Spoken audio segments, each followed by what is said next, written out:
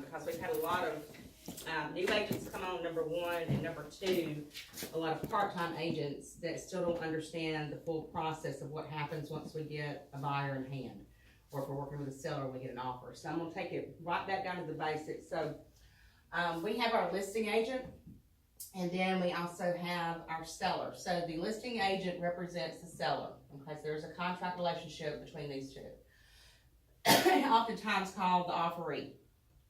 Okay. If for instance, if you get an offer in, if you're the listing agent and you get an offer in from a buyer's agent on the listing, you're going to have a buyer or a mortgagor or an offeror. Okay. This buyer either has to have a pre-approval letter in hand or either a proof of funds in hand in order to be able to make this offer. Okay. I need to put the Sharpie down before I run the floor with it. And if y'all got any questions during the process, I mean, y'all stop me, okay? So what happens is the lender actually issues a pre-approval letter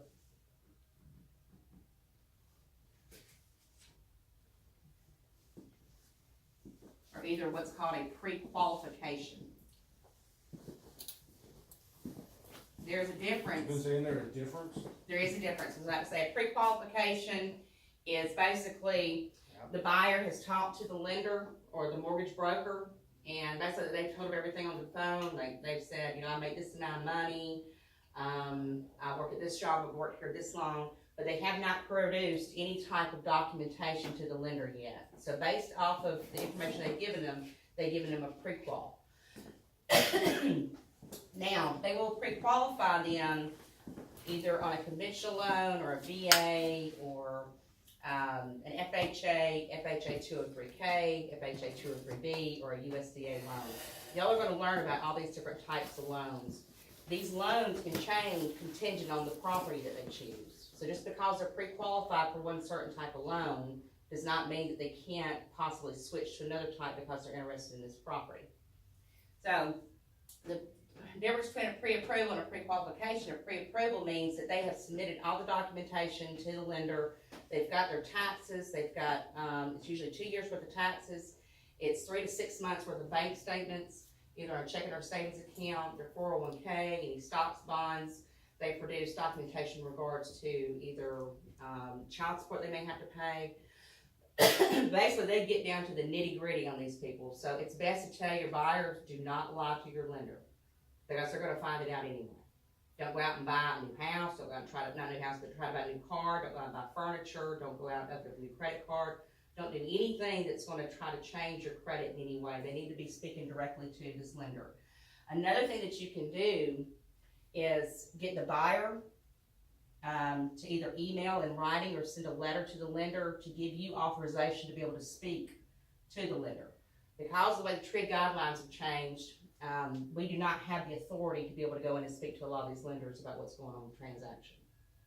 Okay, so you have to get permission from the buyer to give it to the lender for the lender to speak to us. So once you have your pre-qualification or your proof of funds letter, then you can actually submit your offer to the seller or to the listing agent. You will go back and forth between negotiation until you actually have a solid contract. Once all parties have signed the contract, any changes, then it becomes your actual contract itself. Okay. Now, what you have in front of you right now is an example of an MLS contract that we use. And I forgot one very important step. When you're dealing with your buyer, the very first thing that you should do is recap. Before you start talking about financing or anything else, you need to recap these people. It's not a contract, it's just a disclosure form. It's provided by the state of Alabama. If they refuse to sign it, you just need to put on there, buyer refused to sign, and then put the date. But you have to have one in your file. So once we have our contract, there's actually contingencies that are in the contract. If you'll see on page 1, we've actually got our address, we've got legal, we've got the buyer's name. Now your buyer's name needs to be the full name that is actually on your pre-qualification letter. If it's not, you'll end up having to produce an addendum later. or an amendment later to the contract. You'll have your seller's name, your purchase price, your earnest money, any closing costs that you're negotiated in, and then of course you'll check the box where it says either financing or either cash sale, and then closing or possession to be given on. Your cash deals, they usually, cash deals is anywhere from 7 to 15 days to close. VA, we're looking at 60. FHA, 45, and then conventional, about 30. Okay, and a lot of this is going to depend on what lender you choose to. Y'all got any questions so far?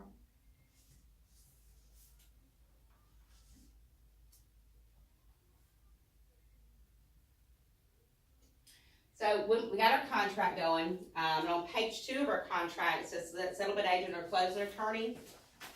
Most consumers that are out there don't know of one. You can suggest one. A lot of times you need to talk to the listing agent just out of courtesy.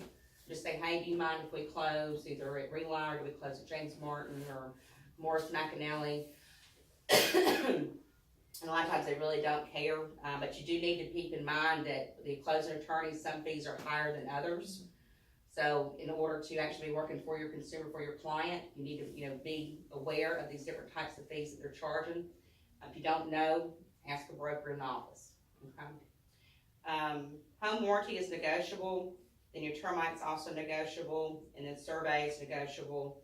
Specific terms in paragraph 11, that's going to kind of go into asking for additional items. Don't go in there asking for anything that's going to supersede what else is in the contract.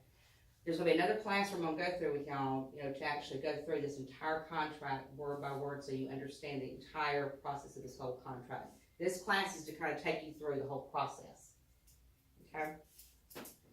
So now we're actually under contract, and we're on number 1, the inspection period. So I always advise every buyer that I'm working with, you need to get a home inspection on the property. If they don't get one, we have a hold harmless and a waiver that they have to sign.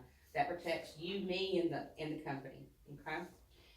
Inspection period, usually if it's a cash deal and there are banks involved, they'll try to negotiate in 3 days. There's no way to get 3 days and then get an inspection done within 3 days. So I always try to counter back between 7 and 15 days max. You have to keep an eye on this day, because if it surpasses this day, if it goes into the 8th day, you're out of luck. You can't submit anything back. You jeopardize losing your earnest money. So always be cautious of these days. I use Folio, which ties in with Gmail. You can actually put your dates in and automatically put it into your calendar and send reminders to you. So that plugin is called Folio, Folio. So we're through our inspection period. Now, as far as actually dealing with the inspector, we don't necessarily contact the inspector directly. What I do is, you can get me an eraser real quick. What I do is I will give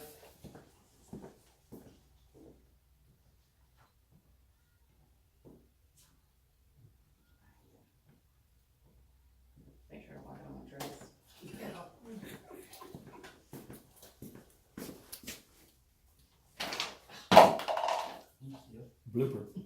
Blooper, yeah.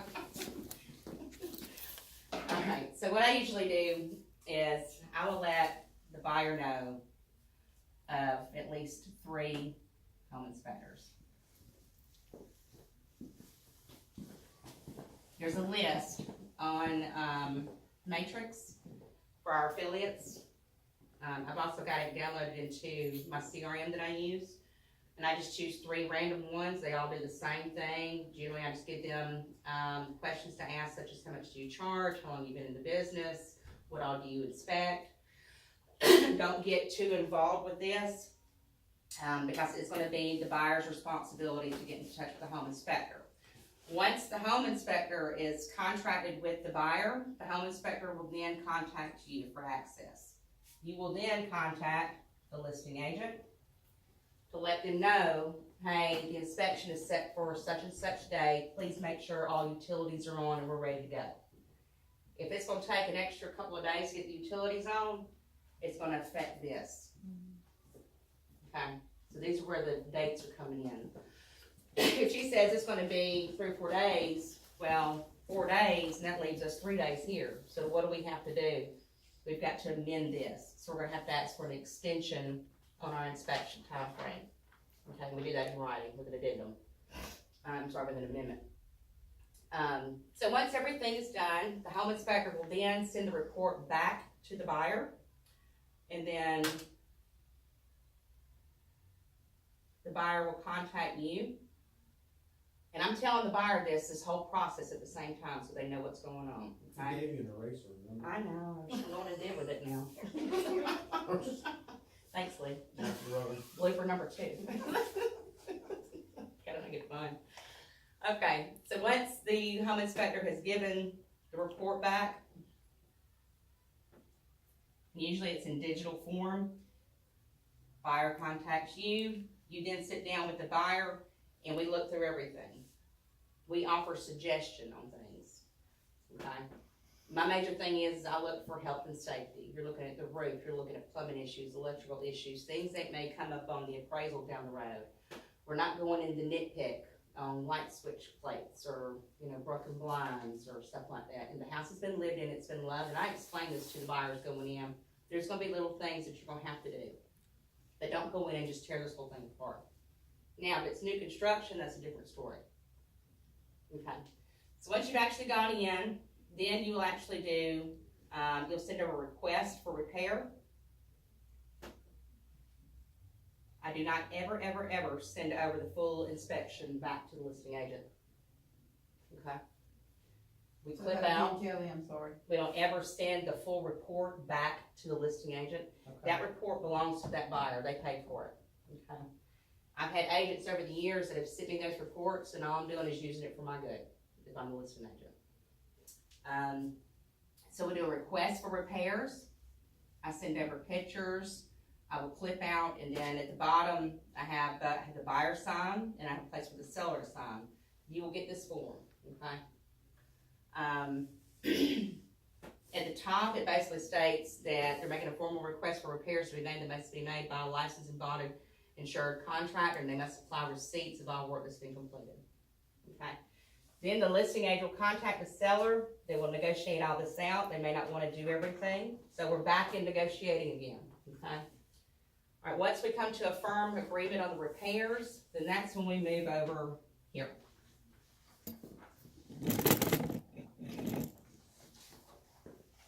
So you will need to make sure that you contact the lender once you actually get an agreement on all the repairs to be done. Then you need to contact the lender to let them know, hey, we've come to an agreement on the repairs, we're ready to move forward.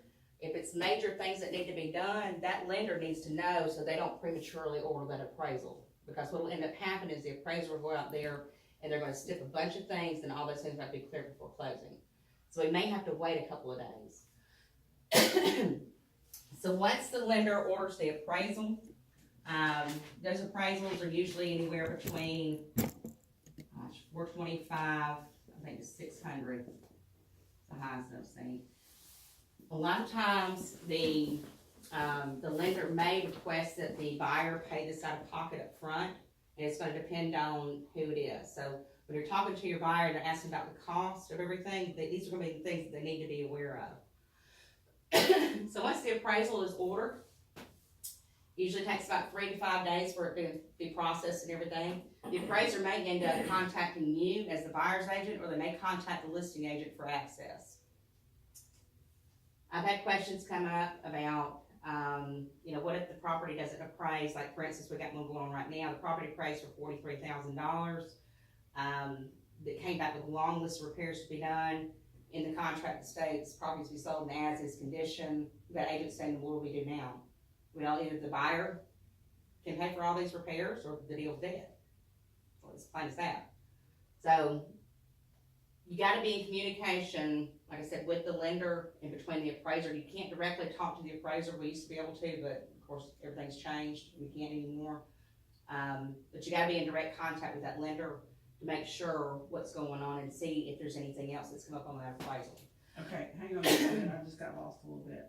The Mhm. buyer's responsible for making all the repairs? No. They're responsible for paying for the appraisal? Right, that's what I was talking about, we had this one transaction that's Uh-huh. going on right now, and the Yeah. property appraised for $43,000, which was the contract price. Right, Price was, the property's being sold in the as-is condition, the appraiser came back and stipped a bunch of stuff on that appraisal that had to be done. uh-huh, The seller's not wanting to do it because it's being sold in the as-is condition. So okay. the buyer would be The only responsible. Buyer at that point as Yes. is conditions, Mhm. okay, So at that point, the buyer can pay for all that stuff because it's his loan, it's his Right. lender. right, So that's just one of the scenarios. okay, I got that, Y'all are gonna run into, I mean, every transaction is completely different, right. completely different. So, Kelly? I have a question. Yeah.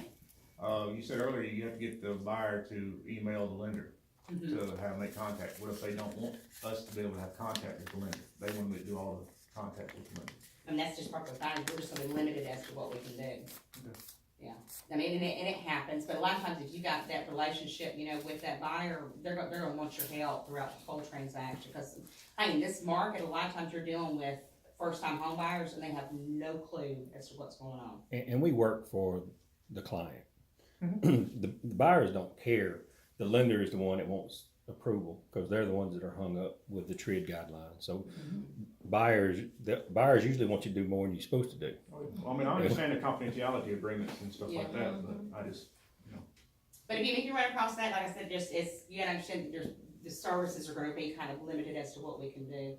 But they need to understand that we've got to have contact with this lender through this whole process. And you're gonna run into some lenders, no matter what kind of approval or documentation you have, they're not gonna talk to you. VAs, USAA will not talk to you.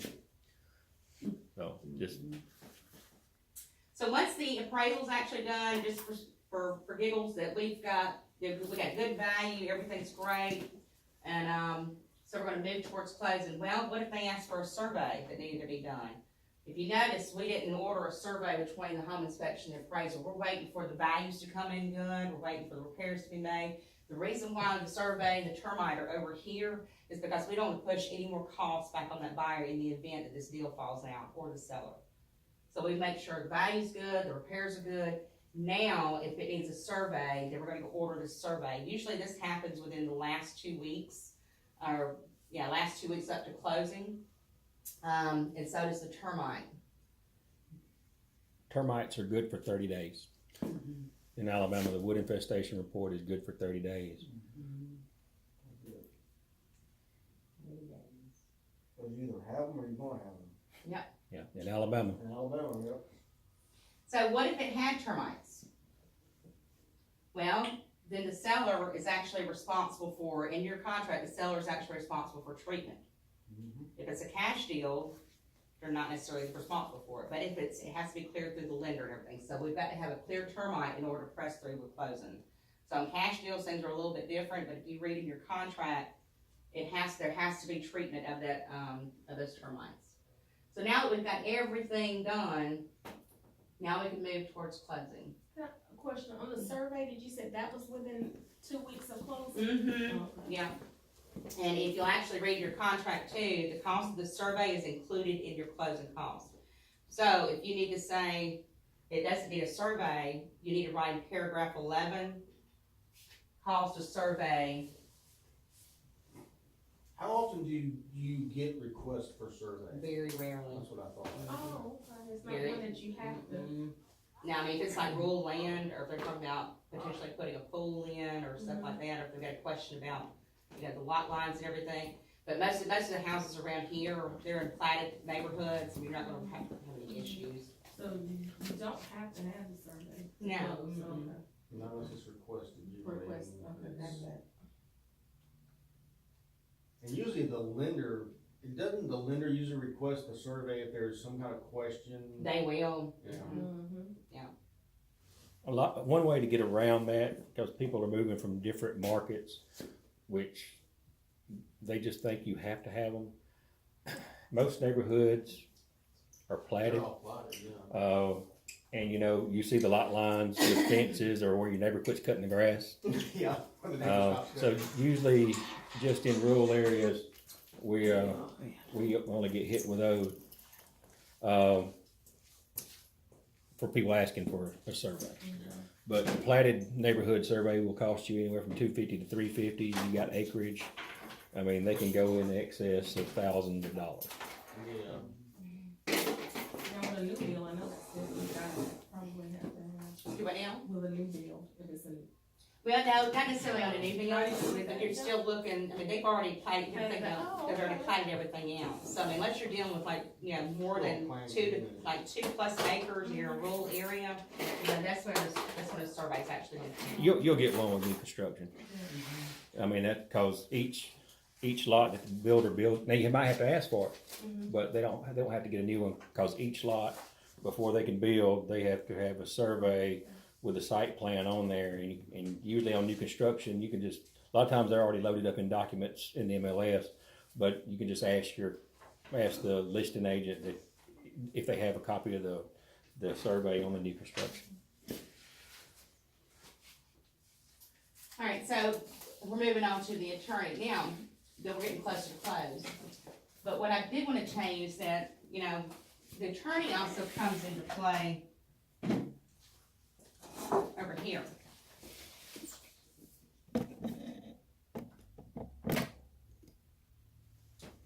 So once we actually have a contract, where does this contract go?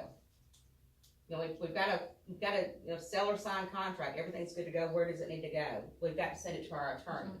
Why do we send it to the attorney? So or either the title company, so we can actually start the title work. They'll get things going. So they've got anywhere from 30, 45 days, or up to 60 days, up into the title closing to clear any title encumbrances that are on there, any clouds, anything that may cause an issue, you know, for them to close. There's all kinds of things that can keep a property from closing, back taxes, you know, things that were not recorded over the years. Probably if you want to name a few of them. Well, what I do usually as on the listing agent side, immediately when we go under contract, I send it to the closing attorney, but with an email, I break down the commissions and who gets paid and what gets paid. But I tell them to wait on title work until we are out of our contingency period. The home inspections, the appraisal, it just depends. Usually, once it comes out of the home inspection contingency, I'll tell them to go ahead and order title work, because if it falls out, they usually fall out around the home inspection, and you don't want to have a $350 fee sitting there on your seller that because the attorney, you can't leave the attorneys out to dry. I mean, they're going to want to get their money, and then if you try to get that from a buyer, it just turns into just arguments, and earnest money gets tied up. Yeah. So what if that does happen and we have a fallout, and it's happened before, a lot of times what I'll do is in my MLS notes, I'll kind of change the verbiage. I'll get Diane to change the verbiage, and I'll put in MLS notes under agent notes. The title work has already been completed, you know, per whoever the attorney is, seller request to close at this attorney. Okay, so what that's doing is actually saving that attorney that cost, and title work's already been pre-done, so that's gonna be a step that's, the next contract, that's gonna be a step that doesn't even have to be taken. Okay? So we're gonna move Mr. Attorney back over here.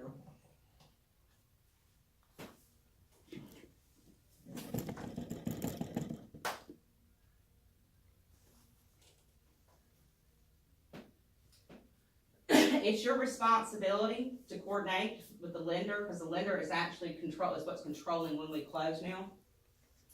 So you gotta keep in contact with the attorney, the lender, and also the listing agent, you know, as far as closing goes. There are several things that kind of kick off closing. Somebody may not be in control of something as far as they may not have a payoff yet, or they may not have information from the tax office yet. There's all kinds of little things that come up right at closing. So you need to let your buyer know, or if you're working with the seller, you need to let your seller know, hey, we're gonna really push towards this date. I'm gonna make sure that I'm on top of things in conjunction with everybody. But in the event that something goes wrong, we may end up having to extend it out a few days. This can cause a huge problem if you're having somebody move out of a house. Okay, we ran into this several times over the years with people moving and being displaced, you know, for even up to weeks at a time. So there's ways to get around that. You know, we have given hotels as gifts, you know, but it's like I said, it's our job to make sure that we're taking care of our clients. So make sure you stay on top of things. If you ever get into a scenario, where you just know that things are not flowing the way they need to flow, y'all please speak up. I mean, talk to me and Robbie. Don't put yourself in a position to where, you know, it's gonna end up causing you to get sued. Because I'm gonna tell you, these people will turn on you in a heartbeat. You'll be their friend one day, and then the next day, you're the dirt on the ground. And everything will be your fault. But biggest thing is to make sure that you keep these people at bay, keep them happy, you know, keep the process going. But once we get over here to the closing attorney, we're ready to close out the transaction. Both parties can all be in the closing room together. There may be where the seller goes in and signs first and the buyer comes in and signs later, or if the buyer comes in first and the seller comes in and signs later. So you may not have both parties together at the same time. If you run into a circumstance where there's been too much confrontation, and you'll run across this either between you and the listing agent or you and the buyer's agent, there's been too much of an argument, it's been too argumentative in the transaction between the buyer and the seller, you do not have to be in the same room together. Okay? You can email the attorney of the title company and say, hey, this is what's going on, we need to have separate closings. In a lot of places, they do it anyway. There's really no need to have both parties in. And that happened on my last transaction, the last house I did, that happened with me. In Baldwin County, you don't close together. Mm-mm. They don't. I mean, they close totally separate. Who did you say? In Baldwin County. Oh, really? It's supposed to be a TRID guideline, but they do different things in different markets. So I mean, it's just I prefer not to close with the other client, especially if there's been this is an emotional driven business, and if you had a seller that did some repairs that he didn't feel like he wanted to do, you know, they'll wait to close and then just have their mouth fall out. You know, it's there's a lot of things that's happened over the years with buyers and sellers not getting along. So the attorney or the title company, once everything's closed out and the funds have been sent by the lender, if the buyer needs to send in any additional funds, they will need to bring those funds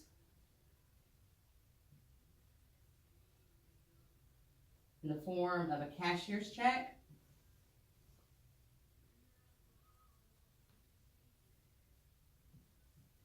Only, okay? No money orders, no personal checks. So when you're talking to your buyer, they need to understand this process. We have been sitting at closing and they walk in with a personal check and the attorney say, need a cashier's check. So what that's doing is that's delaying everything. So make sure, you know, when you talk to these people and you're finding out, talking to the lender or talking to the attorney what they gotta bring to closing, go ahead and let them know, hey, you need to have a valid ID. It does not need to be expired. That's been another issue that's come up. And then also make sure all parties that are parties to the contract be there on time. That's a big issue. That's a really big issue. If there's any power of attorneys that need to be taken care of, they need to be taken care of back over here in this process, so we're not dealing with it on a later date, okay? If you've got, people that are from out of town, we ran into this, not here recently, had a guy that moved to Minnesota, I think it was. Anyways, he had to drive all the way down to Geneva County to close. That should have never happened. He should have been able to stay at home and they do a mail out to him and then him overnight package back. So this is just making things more accommodating, you know, for these consumers that are coming in. The attorney is responsible once he has all the money that he's supposed to have to actually send back to the lender, then he will disperse checks. If he doesn't have all the money in like he's supposed to, guess who's not getting paid? Y'all, or us. So you may hear what's called a dry closing. And they stink. Called a dry closing means everything's closed out, but you're not getting paid that day. Okay? Sometimes it takes a week. Sometimes it takes 2 weeks. Okay? It is your responsibility as the buyer's agent or the listing agent to make sure you stay on top of this. And that happens because you said all the funds did not come in? All the funds have not come in. So is it our responsibility to get in touch with one and be sure they have been submitted to the attorney? No, what I would do is just make sure that we're talking either with the buyer and let the buyer be handling all that stuff. And also be in coordination with the attorney, just to make sure they're on top of things there. Okay, But, I mean, we can call the attorney and make sure the Oh, yeah. funds have been, mhm. Oh, Okay. And most times you're not gonna have those problems unless you push a closing to the end of the month.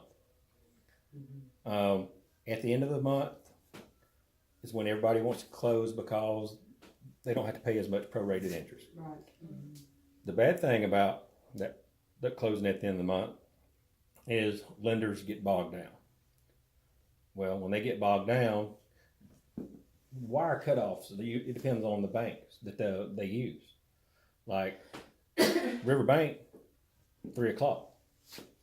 You know, so if you got a 4 o'clock closing, if that wire hasn't went out prior to that, it's not gonna close that day. It'll close, but it'll be a dry closing. A lot of times we have, issues too where we're holding earnest money, and it used to happen on a lot of bank-owned properties where we have to wire the earnest money back to the title company, whoever the attorney is or the title company is. There's wire cutoffs for these banks, so if I don't send a wire out by 2:30, that they end up causing a dry closing because they don't have all the funds. So it may be $500 holding up a $200,000 deal. So you gotta make sure that you stay in coordination, everything's kind of flowing the way it needs to flow. The closer you get to here, I'm gonna tell y'all, the more stressful it gets. And it's all communication. Do not clam up with your clients. Do not clam up with the other agent. Talk to them, let them know what's going on. You know, you're gonna have people that are gonna get snippy, they're gonna snap, you know, if they start to get to a point where they're being really ugly, I change everything, I'll flip it in a minute to the email, and I will not talk to you. I mean, I'm still gonna communicate, but I'm gonna have everything in writing, because usually when it gets to that point, if it ever does, somebody's gonna say something they shouldn't have said, or either they're gonna say things, like I said, say things they shouldn't have said, but it's gonna be important that you have everything in writing, okay? You gotta protect yourself. So, once we have all the funds in, guess who gets paid? The seller will receive their check, the listing agency will receive their check, and the buyer's agency will receive their check.